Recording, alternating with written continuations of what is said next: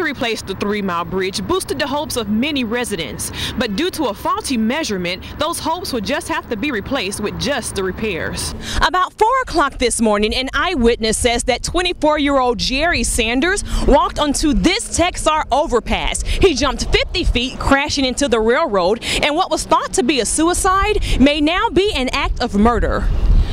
8 out of 37 students lost their lives just yards away from their final destination at Pine Forest High School.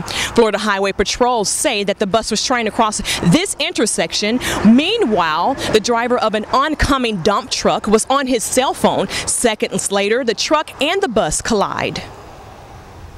Abandoned houses like this are subject to criminal activity. According to police, this is the final resting place for the 10th rape victim this month. Police also believe the suspect was not acting alone. John Morrison and Kelly Parks planned a romantic evening here under the stars at Bayview Parks, but a jealous ex ruined those plans with a vicious attack. Communion is a monthly routine for members at this church, but for parishioners who consumed this wine soon found themselves in the hospital. Sam Hall says he'd like to put red light cameras at some of the city's busiest intersections, like here at 12th and Summit. A 6-year-old was able to walk right through the front doors of this school, walk 20 blocks before he was found, and now his mother wants the sand Escambia County road workers are preparing to use to protect the roads and bridges from icy conditions. Initially, the bridge was deemed structurally deficient, but a November study improved the bridge's structural sufficiency rating. I'd like to see the engineering reports that actually show that their initial information was incorrect. The original study was flawed because the width of the bridge was miscalculated by 5 feet less than what it really is. That mere correction is what improved the rating, meaning there will be no federal money to build a new bridge. The bridge is pretty much at the end of its useful life, and they should begin planning to replace the bridge in the near future. The outer surface of the concrete is wore off, so what are you doing? You're starting to expose the reinforcement that's inside. FDOT says they may now have to focus on a plan to only repair those types of problems, which is not what most people want to hear.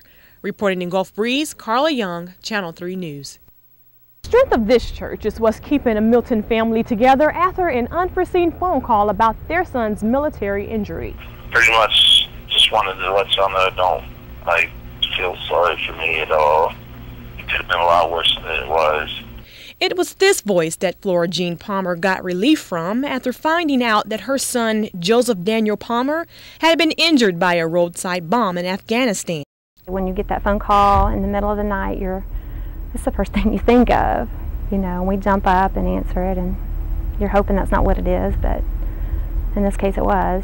Palmer has been a Marine since October 2008.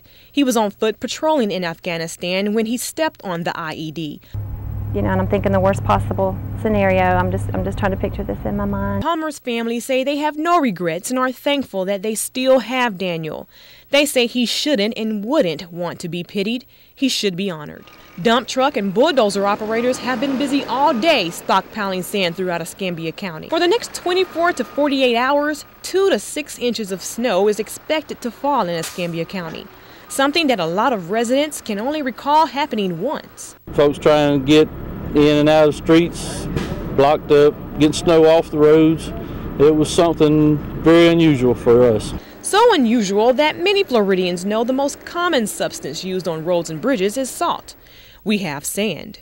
It works in a pinch. It's not the best solution possibly, but as an unusual circumstance, it's what we have on hand and make the best of it. It is a safe solution. The department has enough sand to fill 15 to 20 dump trucks, and they say not to worry about there not being enough. If we need more, we always have availability of getting more. Reporting in Escambia County, Carla Young, Channel 3 News.